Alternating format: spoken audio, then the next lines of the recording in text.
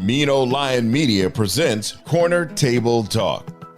Welcome to Corner Table Talk. I'm your host, Brad Johnson. Here we explore subjects related to food plus drink plus culture. We welcome your questions and comments. As always, you can reach me at brad@postandbeamhospitality.com. So these are extraordinary times, and as a result, every once in a while, we may step outside of our stated subject focus of food plus drink plus culture and bring in someone who simply is an extraordinary individual.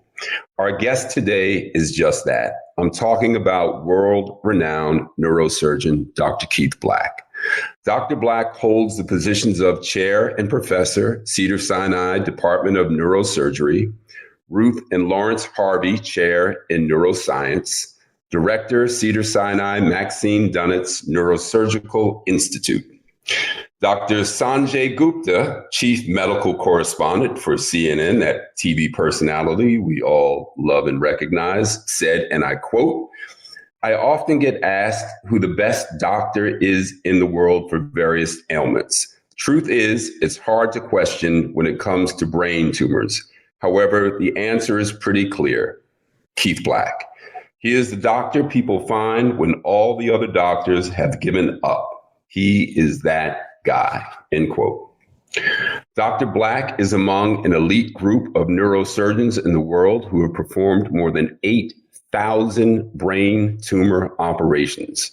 The precision of his surgical skill enables him to remove tumors that have often been considered inoperable. Dr. Black was featured in an episode of the PBS program, The New Explorers, entitled Outsmarting the Brain.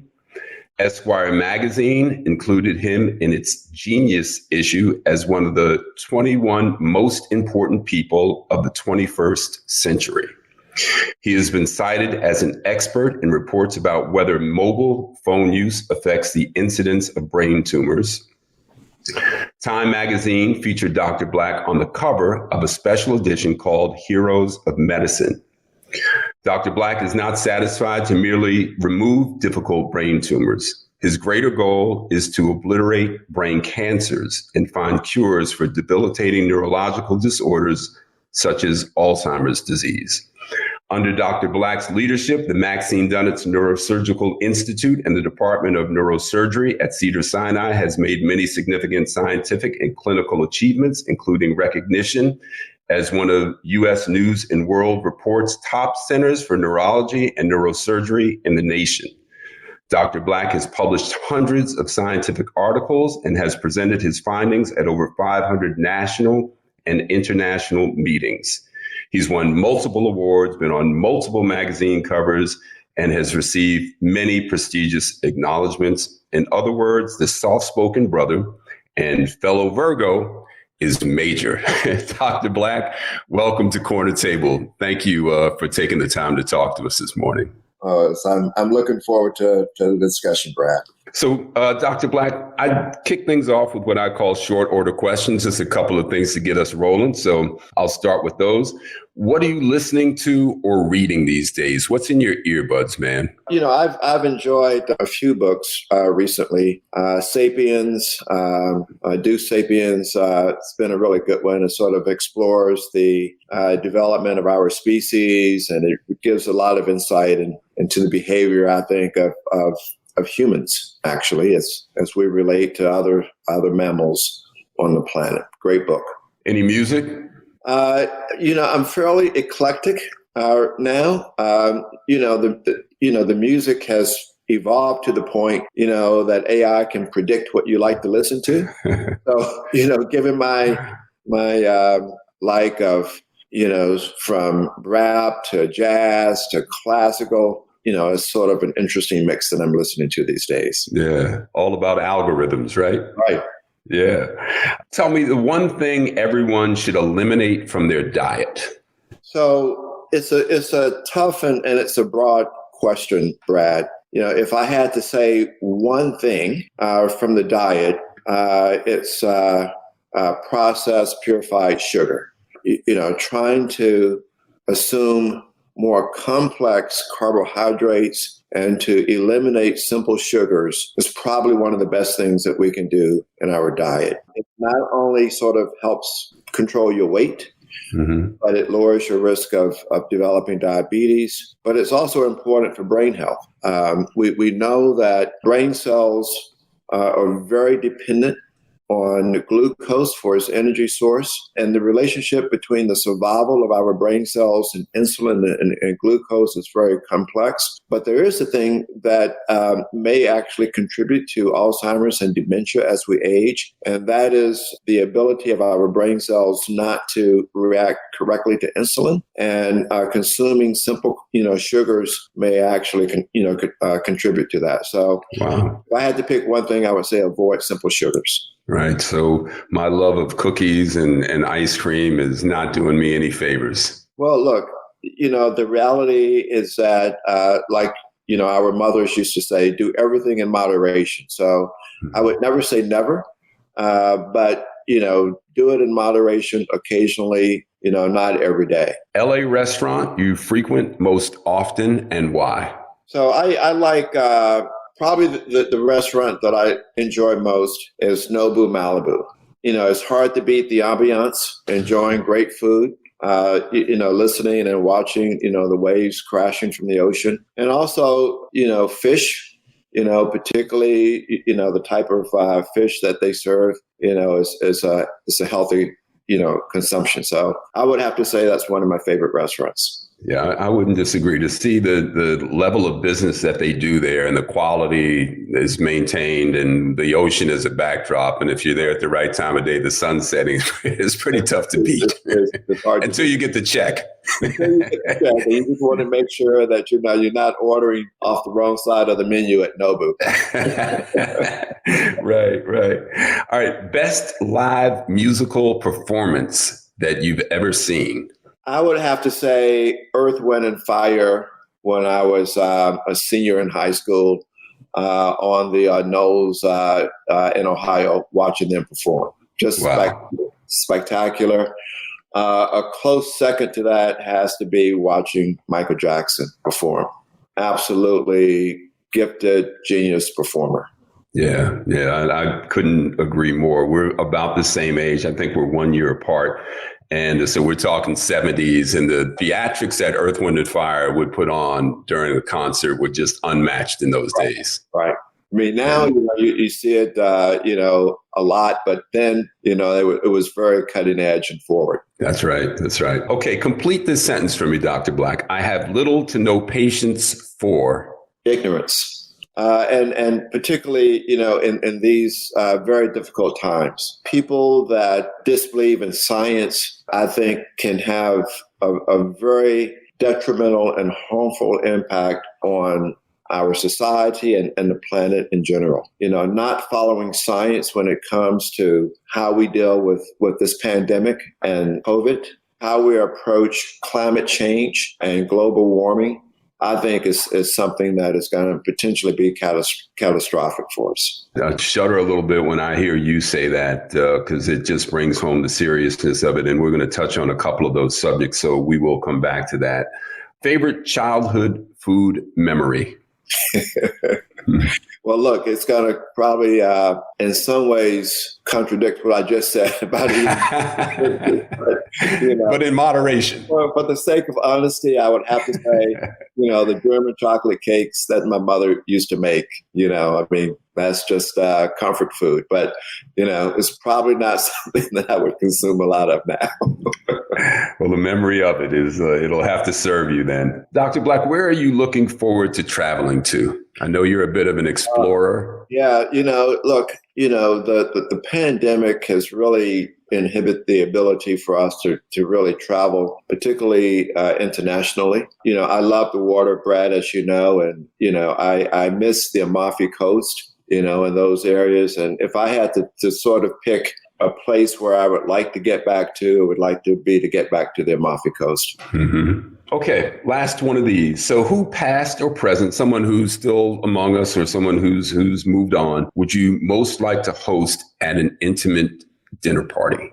I would have to say, if I could pick anyone, it would have to be Martin Luther King. I did not have the blessings of meeting him at any point, when he was alive, but listening to his speeches, reading his writings, the insight that he had, and just approaching so many different topics, from civil rights to racial equity, to war and inhumanity across the planet. Brilliant thinker, insightful, understood how to motivate and move society in a way to make change. Absolutely. Well said. And I'm sure he would be so pleased to know that you exist, Dr. Black. All right. So let's jump in here. Some crazy times, man, the last, year and a half, 18 months. I mean, you alluded to it, you brought up the pandemic, but before we get into anything, how are you? How are you doing? I'm blessed, Brad. Look, family, healthy, doing well. Found out last weekend my daughter is engaged to a wonderful young man. So, good news there. Work is going well, despite the pandemic. Research is going well. So I'm happy. That's fantastic. Congratulations on your daughter's engagement, too. So, Dr. Black, of course, I'd like to talk about the brain and the incredible work that you and your team are doing at Cedars. But before I do, I was hoping to get some insights from your purview on this virus and the pandemic. So how does this end? Or is this something that we're just going to have to live with in various forms indefinitely? So, Brad, if anybody tells you that, they know the answer to that question, they're not telling the truth. We don't know. So that's the scientific truth. We know that there are, these global pandemics. A pandemic like this, happens about every 100 years. The last one was the Spanish flu in 1902. We anticipated another pandemic like this occurring. The government had contingency plans for it. So it's not something that was unexpected, right? So every once in a while, a virus will mutate that humans just have not been exposed to. So our immune system just doesn't have immunity to it. This virus has the ability to mutate into different forms, and we're dealing with that now with this new Delta variant. But the one thing that I will say is that on the positive side, unlike the last pandemic, 100 years ago, if you look at the bright side, we had a global pandemic, and within a year, we had multiple vaccines against the virus. That's a true scientific achievement. So that's the positive side. We had the ability, at least in the United States, to produce enough vaccine doses to get the population vaccinated if they wanted to. The unfortunate part of it is that we need to vaccinate the entire planet to control the pandemic because we live in a global society. And how this virus will play out over the next weeks, months, years, I think in large part will depend on whether we get new variants from the virus mutating and what those variants will look like. Are they going to be more contagious? Are they going to be more deadly? Are they going to be resistant to the vaccine? So all of those questions we just don't know at this point. And I think, the answer is going to be dependent on that. This may be a virus that we just have to live with, right? If it keeps mutating, if reservoirs of the virus is able to hide in different places within, human society or the human body, it can continue to bother us for years to come. Or it could be like H1N1 and just go away. I think, that question is really the $64 question that we all want to know the answer to. Nobody knows. Dr. Black, you kind of answered this question, but I wanted to dig a little bit deeper on this. As someone who works on developing vaccines, and, they can take decades to develop. And a lot of the apprehension around the vaccines that got developed for COVID was the thinking that, they just started this and how can they come up with a vaccine so quickly? But I'm sure as a researcher, scientist, you can elaborate a little bit on the fact that this just didn't start. The work on these vaccines just didn't start, but still they got accelerated along. And the fact that we are able to put them in our arms so quickly is still a miracle, is it not? It is, right? I mean, look, so everyone was concerned because, this vaccine, unlike a traditional vaccine, which uses kind of an attenuated or virus that, cannot have any deadly effects or harmful effects on the body, this vaccine is an RNA vaccine, or at least two of the vaccines. So the Pfizer and the Moderna vaccine are RNA vaccines. So, RNA is a genetic material that codes for protein. And it's really the protein that our immune systems have been activated to develop an immune response against the virus. So it's really just a more advanced way, and actually more precise way, of delivering the body a vaccine to generate an immune response. RNA vaccines have been in research for years. They've been demonstrated, at least in other research trials, to be safe. The speed in which this vaccine was developed is a combination of, doing the research, making sure that the vaccine was safe, getting approval of the vaccine on a conditional basis, right? So it was given a conditional approval without full approval because of the dire consequence, right, of not getting the vaccine to patients early. And looking at the safety profile on the tens of thousands of patients that have been treated in the trials, and the FDA experts determining that it was safe, but also accelerating the production process. So normally you would have the approval take place, and then it would take another year or so to generate the production process. But doing those in parallel allow pharmaceutical companies to get the vaccine out probably a year earlier than they normally would have. And as a consequence of that, I think was able to save, hundreds of thousands, if not millions of lives. Sure. And, Dr. Black, not, certainly not intending to get this program, we don't try to get clickbait, and I'm not trying to get a quote that can be, taken out of context in any way. But just generally speaking, how frustrating is it for you, someone at your level in the medical profession and a researcher who develops vaccines, to hear this counter false narrative about, from people who have no idea what they're talking about, and actually persuading people not to get it with false information? How frustrating is that for you?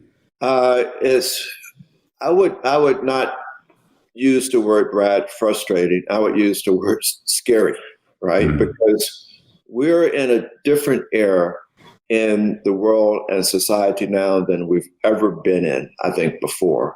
And it's just not how we deal with this pandemic, but how we deal with everything. So look, when you and I were growing up and we would listen to Walter Cronkite in the news, and he would say, that's the way it was. You had 3 or 4 news channels.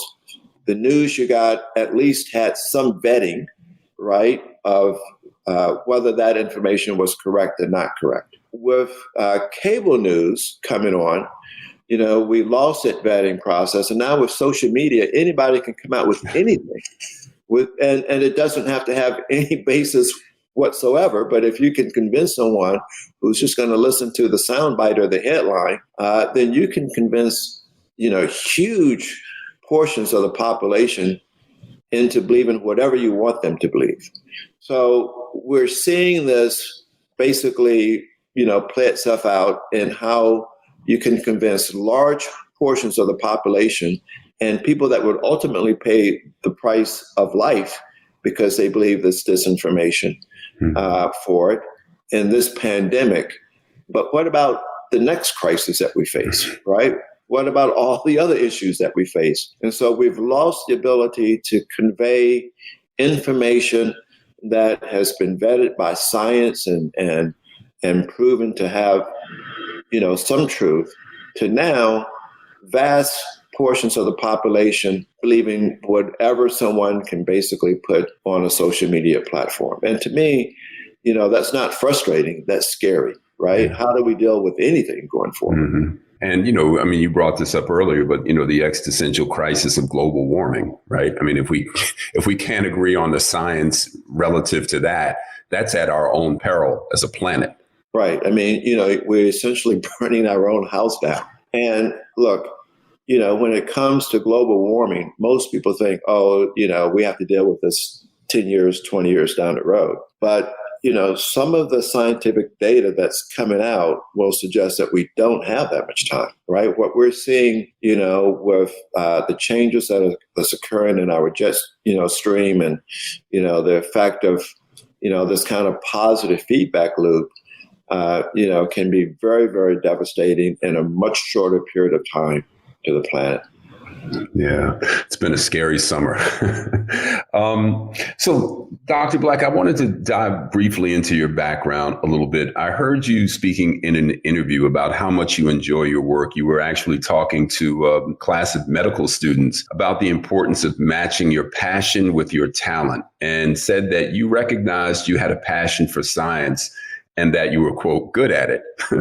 At 17, you won a national science competition. So when did you realize that that science was something that you had an aptitude for? For as young as I can remember. I mean, just my early memories as a child, running, in the yard and so forth was just a curiosity for how life worked, right? I mean, just understanding anything I could about nature, about science, about life. And that was always, something that I was just fascinated by.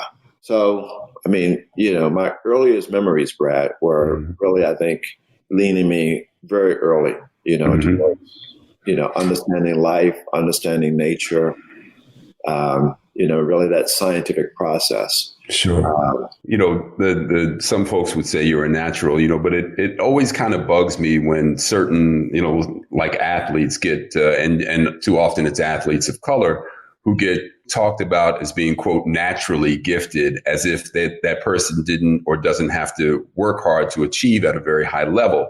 In your case, clearly you're gifted. I mean, you're brilliant. But I would imagine, Dr. Black, that the work that you had to put in to landing where you have at the very top of your profession entailed a lot of hard work. You earned both your undergraduate degree and your medical degree in 6 years, which is amazing. I've had the good fortune of hanging out with you a few times. You're a quick laugh. You like to sail and throw on a little Miles Davis, kind of blue, a seemingly normal cat, on the surface. But what kind of commitment and focus did achieving so much so fast require of you as a young person? And was your social life just non-existent for a period? No, it was fun. And my social life was very balanced. The difference and why I say, one of the keys to success is finding what you love, what you're passionate about, and matching that with what you're good at means essentially that, like Mac and Gladwell, you got to put in that 10,000 hours, more or less, to really perfect your art. But the difference is, for me, when I was up at 1, 2 o'clock in the morning, doing a research experiment or trying to understand something about, the human brain or human anatomy, it wasn't work, Brad. It was fun, right? I mean, I enjoyed it. I mean, that's what I would, if somebody said, okay, now you're done with work, go do something you like to do. That's what I would do, right? And when that is the case, then put it in, those hours and that work and that time doesn't become work. It becomes fun. And that's what I mean when I say the magic really occurs when you can combine what you love to do with what you're good at, right? So, to go back to an athletic, analogy, I'm sure, Kobe, when he was, in the gym shooting baskets, it wasn't work for him. I mean, you have to have that passion, or Tiger Woods or whoever it is. And that's the difference. Yeah. Now, I may love to play golf, but I'm not gifted at golf, so I could never be Tiger, right? But if you can find, and when I tell young individuals that are sort of asking for career advice, if you can combine, right, what you enjoy with what you're good at and make a career out of it, you never have to work in your life, right? So I was lucky. I'm one of the lucky ones because I knew that I loved science and I didn't mind working at it, and I just happened to be good at it and I could be successful. The disconnect comes when you have someone that says, I want to do X, and they don't have a skill. Right? I love that you don't have a skill. So, I think, the first step is trying to match the two. And when you can match those two things and they align, that's when the magic starts to happen. Yeah, Dr. Black, you often hear, especially at commencement addresses, where students are urged to find their passion, right? But the other part of that equation is just as important, to match it with your talent, right? Because your passion can lead you down a lot of roads, right, that you have no business on. Yeah, you can still have a passion, but it's like, you may not be that good at it. You may not make a career out of it. One of our good friends, we can watch, him on the big screen, Denzel Washington. I mean, he loves, the art of acting, right? I mean, he goes and he does Shakespeare plays, right? I mean, and Broadway plays just to perfect it. And he doesn't need to do that, right, for money, right? He does it because he loves it. And that's what makes him so good. You can just look at example after example. And when you see that, then you see, people enjoying what they do and being really successful at it. So, there are a lot of things that go into making a successful life and a successful career. But, getting those two things aligned, I think is important. And one of the things that if it can happen, I mean, I see individuals even late in life and career and, grad schools trying to figure out, well, I don't quite know what I like yet. And, you try to sit down with them and figure that out, because that's key. Well said. So, Dr. Black, let's turn to the incredible work that you and your team are doing at Cedars. And I first want to get a little or offer from you, actually, your words, a little general perspective on just how complex the brain is. So I heard you say this recently, and it really kind of stopped me in my tracks, and I had to process it. But you say, quote, "The human brain is made up of 100 billion brain cells with over 100 trillion connections, more computing power than any supercomputer we could ever imagine." So my question is, when it's said that we only use 10% of our brain's capacity, what is the other 90% doing when we're not using it? And will it ever be possible to access more than 10%, if that's true? Yeah. So let me first say that, part of what we don't know is how much of our brains we're really using, right? We don't know what that other part that we're, are not necessarily, or people say that we're not necessarily using, is doing. But, if you can imagine the complexity of the brain and the interactions and the communication that's going back in those 100 trillion connections, I mean, that's just incredible. So, you can remove, 60% of the brain and still have a person function, to everyone around them, essentially normal. And that's pretty amazing. But, those areas are still doing something. So one of the things that we know is that nature is very efficient. Nature doesn't do anything for no purpose. So, whether those areas are critical for creativity and doing those extraordinary things that we as humans can sometimes do, we're just beginning to understand that process. Right? So if you look at someone like Albert Einstein, who can come up with theories that it takes other scientists, 10 or 20 years later to actually prove, that shows the power of the human brain, right? Our ability to create, our ability to imagine things that is sometimes unimaginable is really the potential of the brain to harness an incredible amount of processing, right? And intellectual capability. So I think, and again, with the caveat that people that predict the future live in small houses, I think we're really just at the verge of harnessing, the potential and power of the human mind. Incredible capacity. I'm always amazed at how much we don't know and how beautiful and magical, this 3.5 pounds that actually makes up the very essence of our memories, our creativity, our feelings of passion and hate and love actually is. Dr. Black, I know folks come to you from all over the world who have been told, in some cases they have an inoperable tumor and you're their last hope. But I also would imagine that occasionally you get someone in who you have to deliver, very difficult news to them and to their family. So, to evaluate, a patient's situation and look at their scan and say, there's nothing else, at least surgical or in terms of other treatments that, may be helpful to that patient. I think the role that I have and the role of any physician would have is to help that patient, their family, and their loved ones navigate through the difficult process that they're going to have for the rest of whatever journey they're going through. Mm-hmm.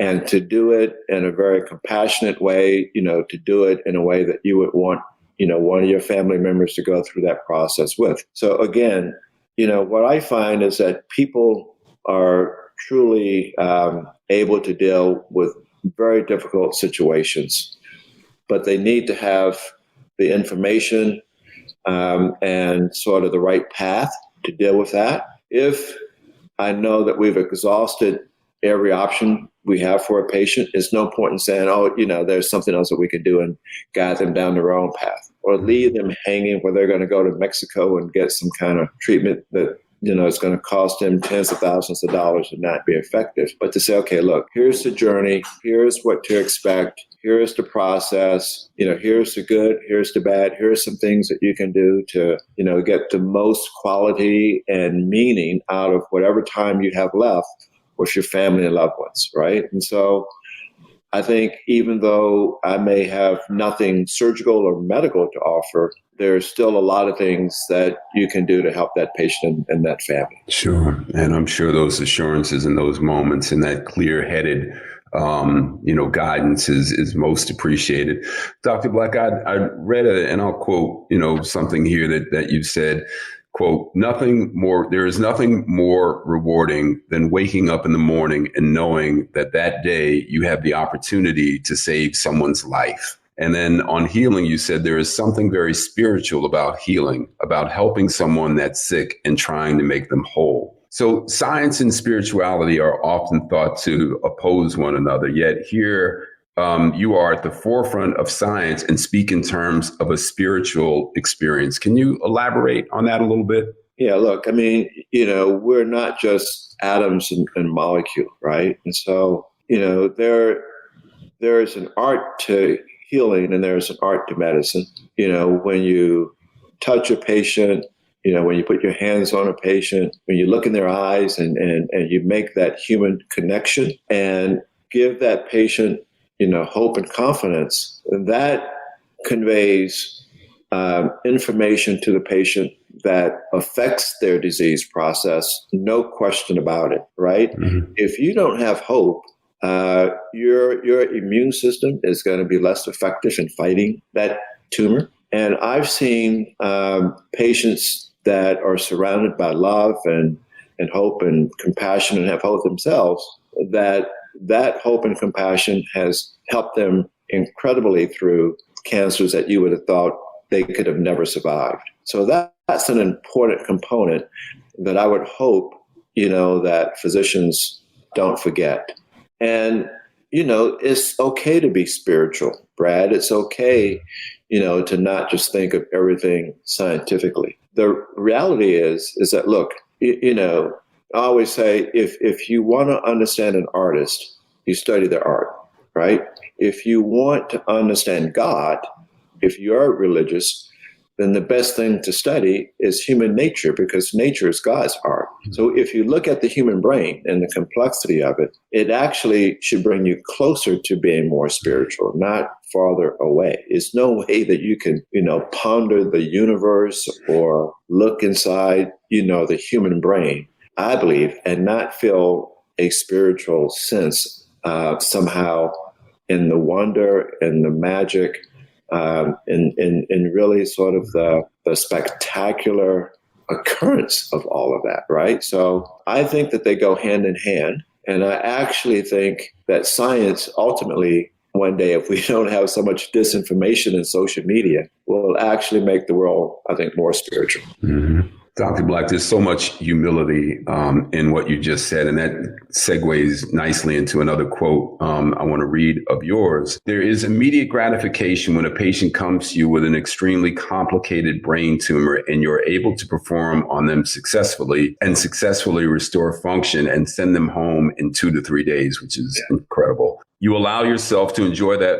for a few minutes, but then you realize you have another 4 patients you need to go and do exactly the same thing for the next day. So, Dr. Black, that's really heavy duty. And I want to pivot here for a moment because the life and death pressure is a part of your daily job. And I just want to ask you about balance. And, you've said, learn to keep your body in balance, your friends and loved ones in balance, and keep interesting friends. They make you better.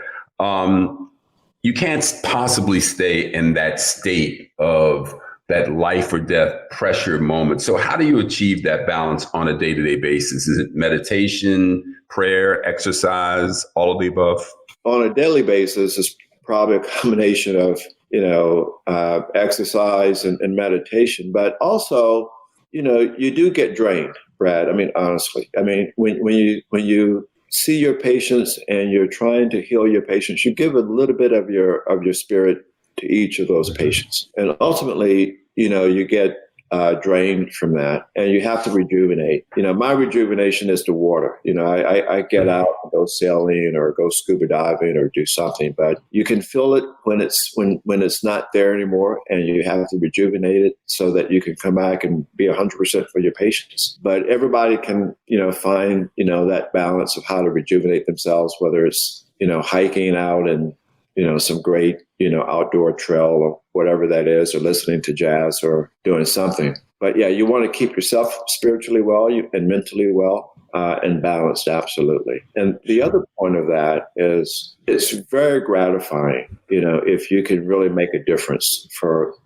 someone, and, bring back quality of their life and give them more, quality and great life with their family and their loved ones. You don't want to think of yourself as being, oh, look at me, look how great I am. Because the one thing that scares me most in a surgeon is arrogance, right? There's a difference between confidence and arrogance, right? Confidence is that, I've really prepared for this operation. I'm going to do the best I can. Arrogance is thinking, oh, look at me, I can do anything. And the surgeons that I see that can be technically very good that hurt their patients are the ones that get that arrogance. And that's why I think, look, I feel great for a minute or two. It's good to go ahead and do that.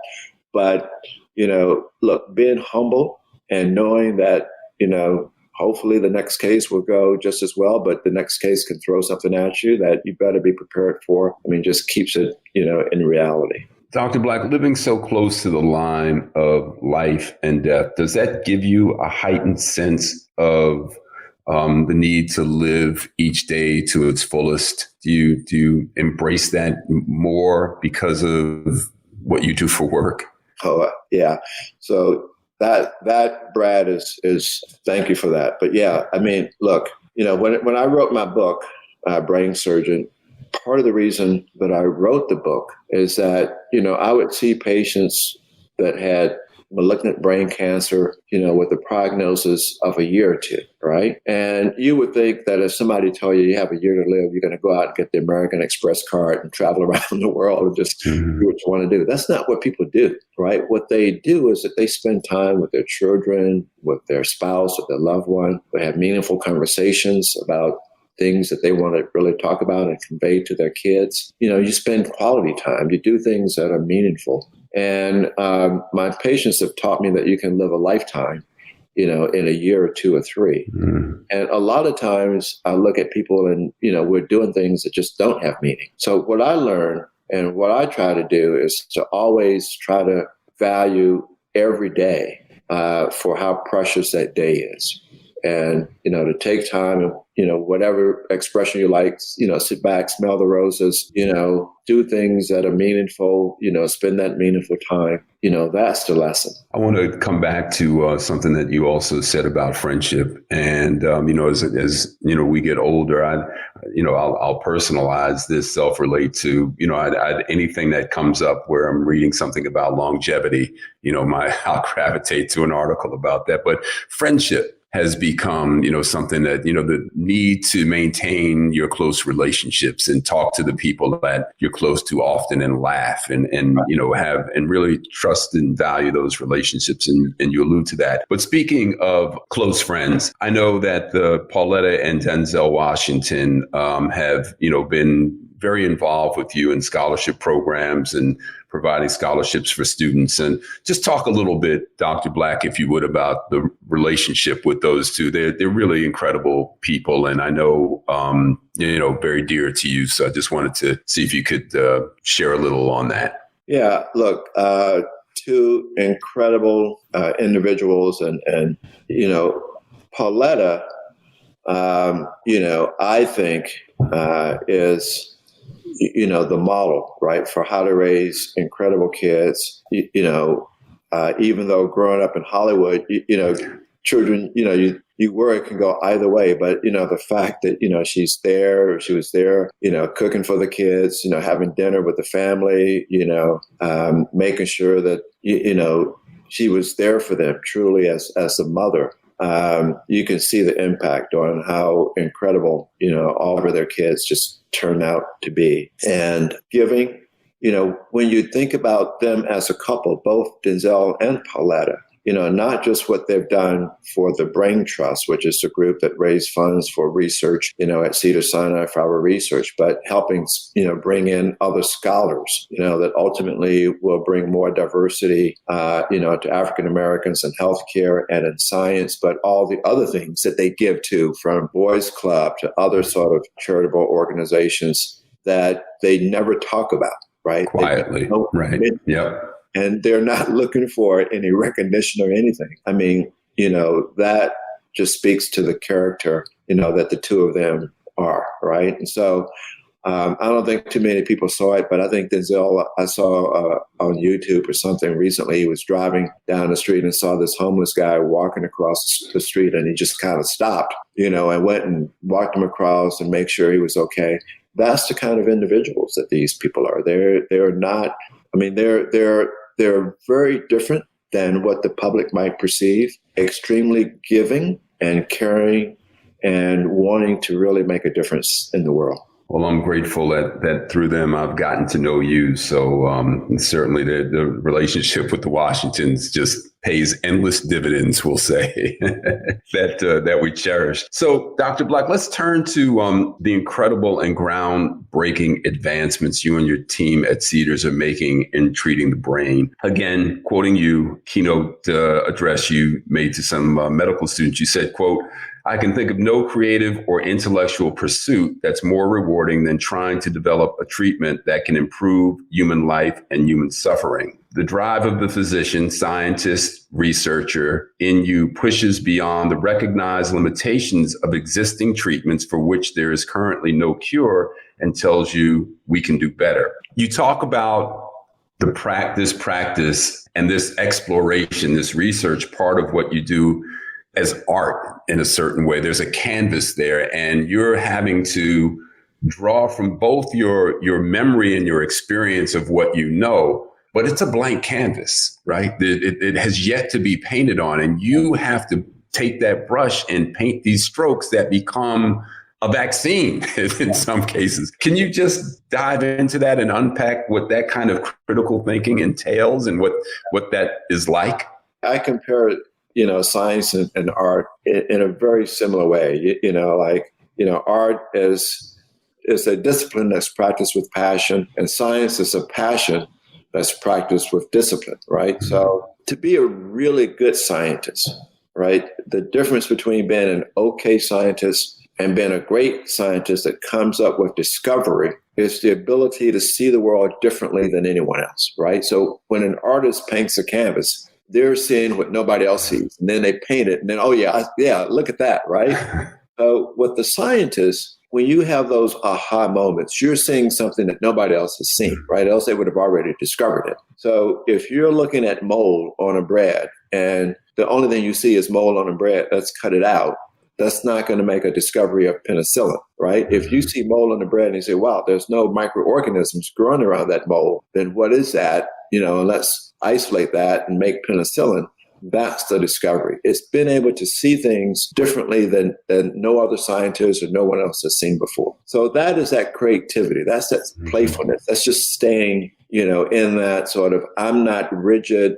I just see the world however I see it. Very much like an artist or a jazz musician will sort of look at music or look at the canvas. And that's the way that I see research, right? I try to stay completely open, and I'm looking for things that everyone else hasn't seen before. So, we recently made an observation that we can identify the hallmark of Alzheimer's by looking through the eye. Like you go to an ophthalmologist and you can see the telltale hallmark of Alzheimer's, the amyloid plaque, in the back of the eye, which is the retina. Now, scientists had overlooked that for decades. But when I think, well, wait a minute, the retina is really an outgrowth of the brain. Why shouldn't it have it? And maybe we can look, with the retinal scan when you go and get your eye exam and see it. And let's go find it. And we look and we find it, that's the discovery. And, those kind of things, I think, is what separates the top sort of 1 or 2% of scientists from all of the other 95% of the scientists that are just repeating and validating the discovery that other scientists have already made. Well, what you're talking about, I believe, if I'm, interpreting this correctly, is the difference between memory and conceptualization, right? Because it's one thing to memorize, this is what you do when you see this, and then you do that. It's another thing to see that same thing and then say, well, now what?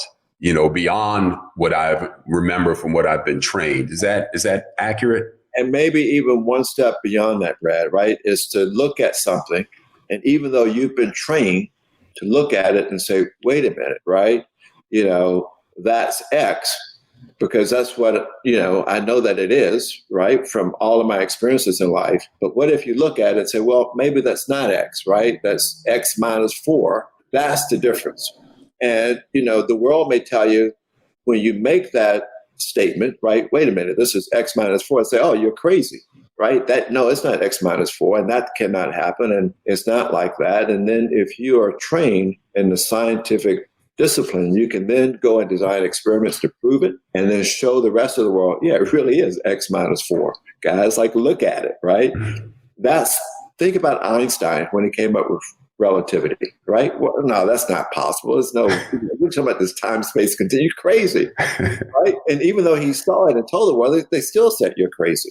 But it's that ability to see what no one else sees. And then the scientific discipline allows you the tools to go out and prove it and convince the rest of the world that it's right. Let them do the experiments and say, oh, wait a minute, that's right. And then you slowly bring the rest of the world around to seeing the world the way that you saw it when no one else saw it that way. That's the art of discovery. Yes, thank you. And Dr. Black, I know, you are a very humble guy. You're not a dancing in the end zone type of celebrator. But when you've worked so hard and for so long on the development of something, and then you have a breakthrough, does that moment for you last, the moment of feeling some gratification, does that moment last a little bit longer for you than, say, knowing that you've got patients lined up the next day? I mean, do you allow yourself a little bit more of a longer lunch at Malibu or something? Yeah, because look, when you can help a patient, you're helping one patient. If you make an advance that can treat Alzheimer's, you're affecting millions of patients. Now, the reality is that process of science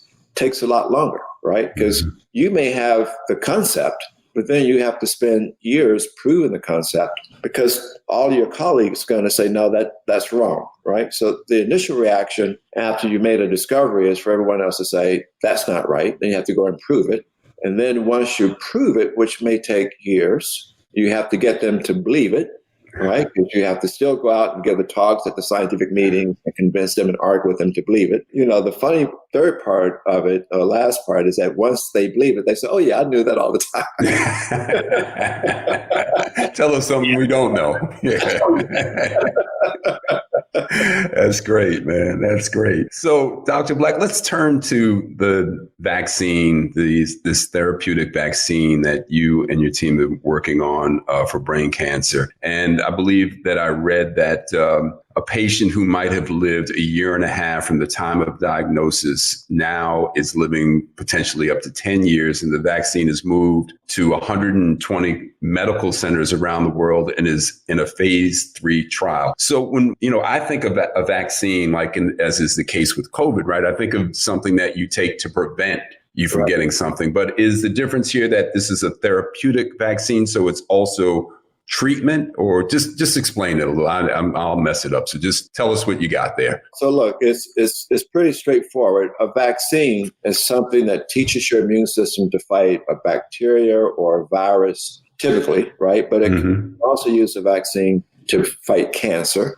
So, we know now that, we have vaccines that can try to, prevent some types of cancer, right? In terms of cervical, dysplasia and cancer in women, because it's caused by basically a virus that can, lead to that cancer. But also, anytime we develop a cancer, our immune system is also trying to fight that cancer and eradicate it. So we may actually develop more cancers than we know during our lifetime, but our immune system has recognized that those clumps of cells are abnormal and not part of us and can eradicate that. And we never knew that we've had that cancer. In order for brain cancer to really grow in the brain, one of the things that it does is that it tries to hide from the immune system so that the immune system can never see it or recognize it. And so if we do surgery or give radiation or chemotherapy, that can work to some extent.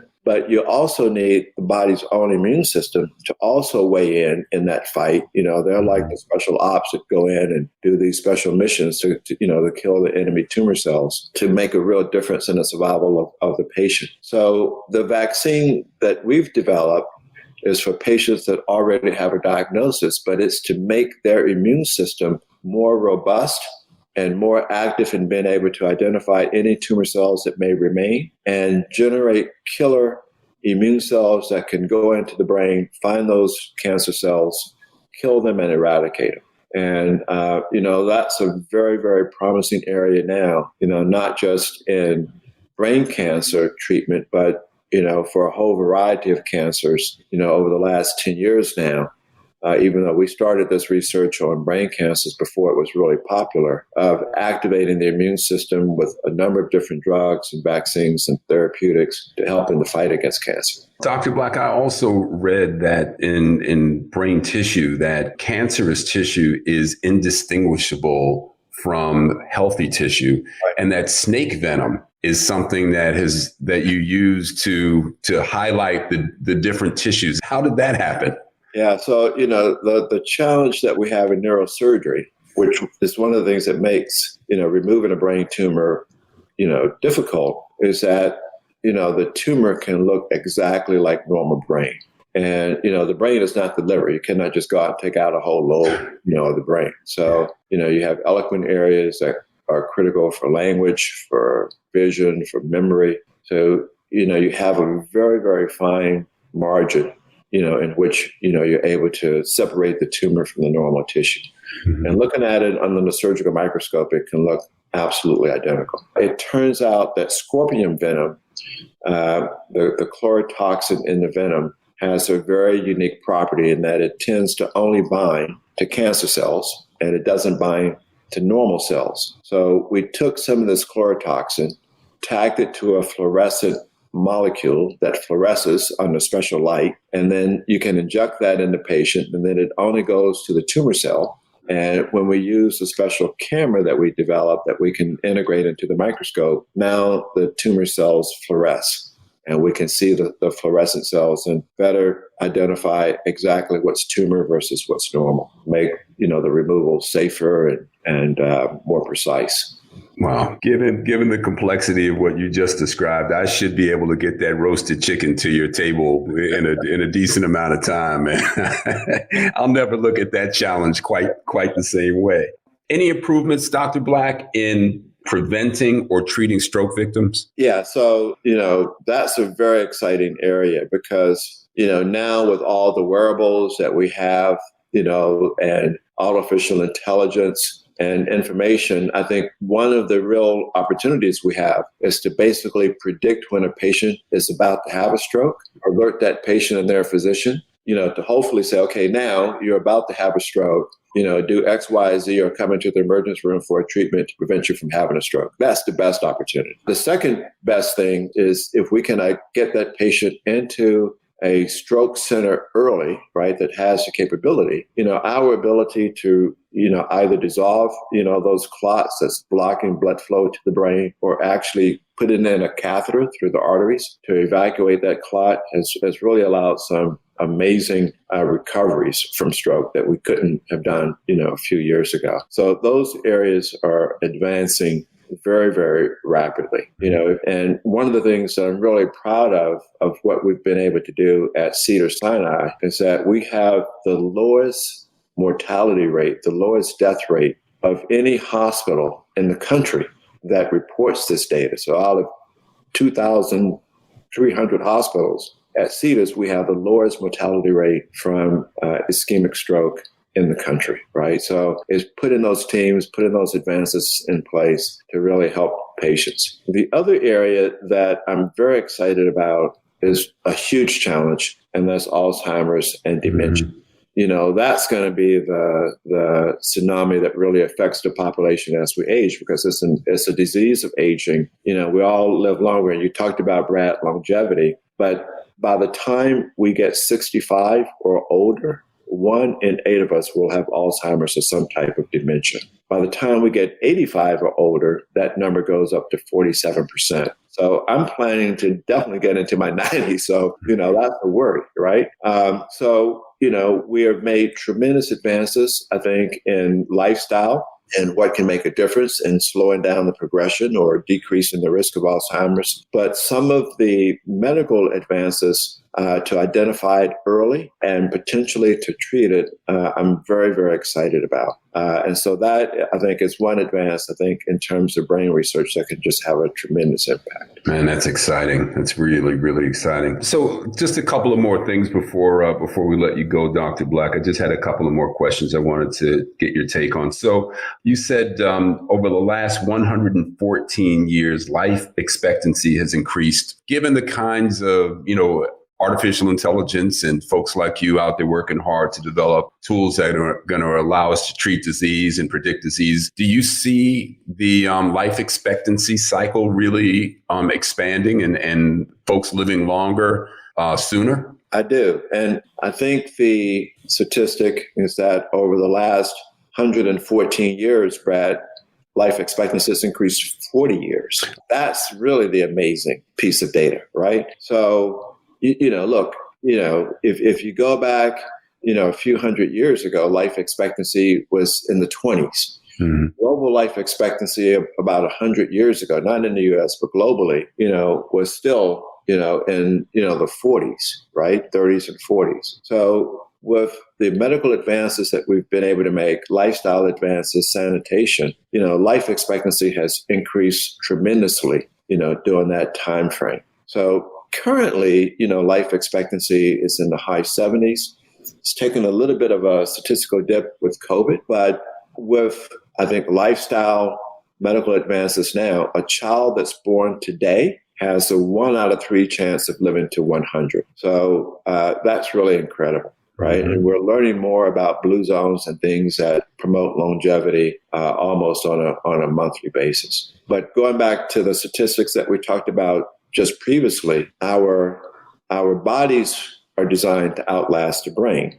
So if you don't want to, get to 90 and have dementia. So I think one of the things that we're going to have to solve is Alzheimer's, right? And dementia, because that's going to affect a huge portion of that aging population. One of the things that we know is that Alzheimer's actually develops about 20 years before one becomes symptomatic. So you're actually developing disease. It's like pre-diabetes, before you actually get, end-stage kidney failure, 20 years before you actually know that you have the disease. If you can identify that early, you can, do lifestyle modifications. And so that's one of the things that I'm excited about our ability to identify the hallmark of Alzheimer's decades before you become symptomatic with a simple eye test or a blood test. The things that people can do include eating a healthy diet, exercise, sleep, moderating, stress in life, social networks, keeping the brain engaged in novel activity. Those are all critical things. But also, I'm very excited about the potential treatments along the horizon. So, we have some very, very exciting breakthroughs that we've made in our lab and at least preclinical models in reversing Alzheimer's disease. So I'm very, very hopeful and optimistic that soon, we're going to find some effective treatments for it. Yeah, that's exciting too. So Dr. Black, just quickly, and I know you've done a lot of research on this, any correlation between brain tumors and cell phone use?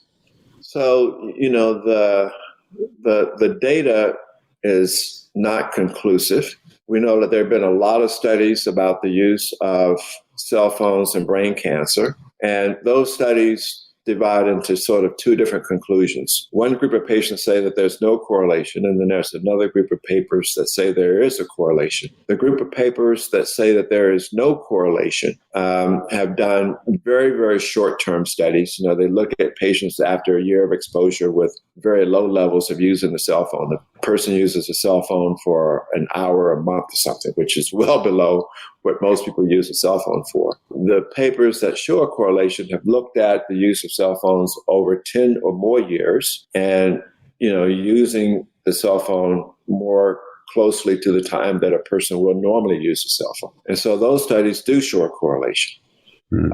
So we know, just like with lung cancer, right? If you start smoking a cigarette or cigarettes at 15, you don't develop lung cancer at 20. You develop lung cancer at 40 or 50. So it takes decades of exposure to increase the risk. But I do think there is a potential risk if you hold the cell phone close to the brain and close to the ear. And my advice is that since we don't yet conclusively know the answer, use a cell phone safely, right? You cannot survive now without using a cell phone. But if you don't put the phone directly to your ear, use an earpiece or a text or use a speaker. The microwave radiation that the brain gets, if it's very close, can be potentially harmful, and my advice is just use it safely. Wise words. All right. Well, lastly, and maybe this is a little bit more dipping into your spiritual side, sir. Do you believe that there is such a thing as an out-of-body experience? We've all seen those, or maybe not everyone, but I've seen programs where people describe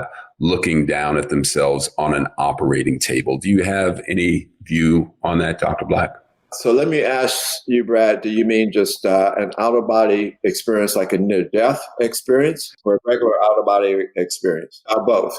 I didn't know they were two different things, but either one or both. Yeah. So look, I personally have had an out-of-body experience. At one point when I was really focused on trying to understand consciousness in relationship to the whole brain-mind relationship, I would meditate a lot. In medical school, wasn't doing any drugs or alcohol, but I remember after a session of meditation, walking down the hall and actually having an out-of-body experience where I was looking down at myself and was up at the ceiling. And, I kind of heard a communication that, look, if you want to understand consciousness, go through the ceiling. But if you go through, there's no need to come back, right? And I'm in my 20s and I'm thinking, I'm only 20 years old. I like to hang out, here a little longer. So I came back. So I had an out-of-body experience, at a point in life when I was really meditating a lot. So yeah, I do know that you can put yourself where you can actually have those experiences. And I've heard a lot of times from patients that I trust and believe where they've had cardiac arrest or been at a state where their heart has stopped for a while, where they all describe very similar experiences, and I'm sure you've read about it and have heard about it, where, they see someone or talking to someone or they see a light. The question is, right? The ultimate question is, what is that, right? Is that just a phenomenon that the brain creates, like a dreamlike state? Or is it an actual spiritual experience somehow? And I just don't think right now we have the tools to know the answer to that. But I remain open to either or even other possibilities. Yeah, that's a great answer. And I think you kind of took care of my last question, but it was going to be just, what do you think happens when we die? Is it lights out? Is it over? Is there no consciousness? Is there no other realm that a part of us drifts off to? Look, so we all think about this a lot, right? Why are we here? What is life? What does it mean? Here's where I bottom out on this. Nobody knows. If anybody tells you that they know, I don't believe them, right? Unless I could see someone that was dead and they've come back alive and they say, oh, yeah, this is what really happens, right? But, if you're near dead and your brain is still functioning, who knows, right? So that could be anything. My answer is that I know that we all have a burning desire to know. The basic nature of being human and conscious is that we want to know why we're here, why we're created. That's why we have religion. That's what science is trying to answer. But we don't know, and sometimes we just have to accept the fact that we don't know, right? And that's okay. We could all have our speculations. From everything I know personally about science, about the way that life works, Brad, about the way that the brain works, about astrophysics and how we believe the universe came to existence, it's hard for me to believe that it all just happened by chance. So you have to remain open that there is something greater and that there is a greater reason why all of this has occurred, and we're here, and I'm sitting here talking to you this morning. But I also believe that we have to accept that maybe we just don't know the answer, right? Maybe we can work towards the answer, but we have to accept the fact and be okay with the fact that we just don't know yet. But all of it is possible. Well, we will leave it right there. Dr. Keith Black, I want to thank you, man, for the work that you do, that benefits all of us. And, you're an incredible guy, and it's a pleasure to know you. And just thank you so much, man, for taking the time to be on the show today. Thank you, Brad. I miss you. I look forward to seeing you when you're back in LA. See you soon for sure. Thank you, sir. Yep. Bye-bye. So welcome, everybody, to this segment of our program called How We Move with Ambassador Shabazz. Well, we are moving through some serious realms today. Dr. Keith Black, boy, oh boy, what a journey. Oh, my God. And it's been over a decade since he and I have broken bread or spent any direct time. And he's exactly how I recall when he landed and arrived in Los Angeles. His word is what you believe. He speaks from a place that enables you to know he's queried that himself and he wouldn't share or impart the information if he didn't have a belief system that he was conveying in your best interest even. Mm-hmm.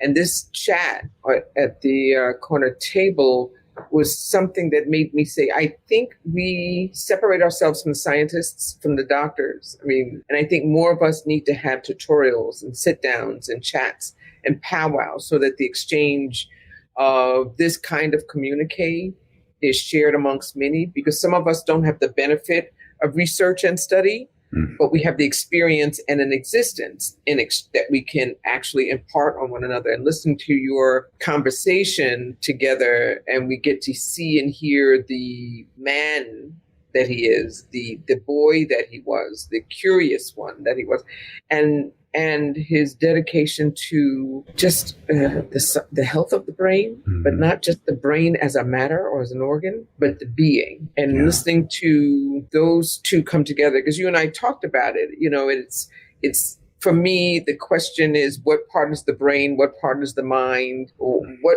part do we have control over? What part do we not? And, it's like even the resilience of the brain, but the power of the mind. I mean, what's the line of distinction, or the will, or the conviction, or the belief systems?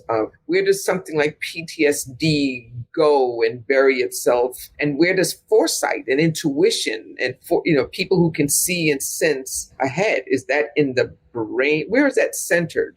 We think it's the mind, but is the mind different from it? So I know it becomes semantical, as we explore this, the 10% usage versus the 90% not. It actually gave me an exhale. So we don't know everything. Right. Mm-hmm. And so some of us that come into a space sensing what we believe, though it hasn't been founded or affirmed yet, means that we don't have to discount the value of other thought processes, other ways of existence. And so in this conversation, you brought out the actual science of things. I mean, when I was a kid in high school, we studied 3 parts to the brain: the cerebrum, the cerebellum, and the medulla, period. Right. Maybe the stem.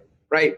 But over the last 40, 100 years since I was in high school, we've had so much more study and research. So when I start to think about the brain in my own family or loved ones, there's various traumas that we've experienced in and around us. And it includes dementia, Alzheimer's, and tumors, and meningitis, and epilepsy, and Parkinson's, and being on the spectrum. That's all the brain too. Mm-hmm. And yet many of those people with those so-called ailments still function.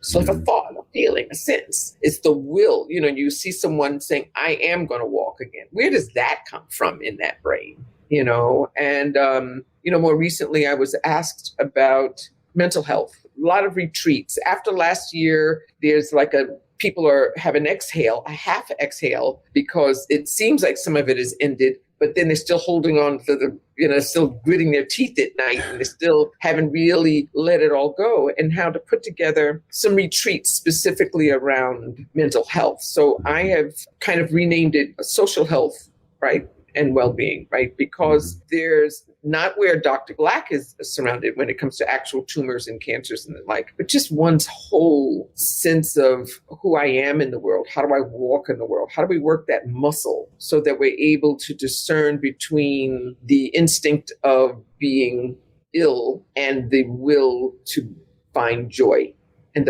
just that, because we can't change real life, but how do we handle it? How do we handle it? So I love this conversation. He touched on, what you just mentioned too, when he talked about, patients who have loving, supportive families around them and their ability to heal at a different rate than, someone who's struggling alone or who has a less optimistic outlook. So clearly, mental well-being plays into your physical brain health at some level. That's right. And the emotion, so we associate the emotion with the heart, but how is that translated to the brain? Mm-hmm. Because even I know of people who had Alzheimer's, did not directly recognize the person anymore, but recognized the sentiment, didn't know the name, didn't really know the face, but could feel the thing and know that that person was in their best. It's amazing to be around that. Or for me to sit bedside with quite a number of people with dementia.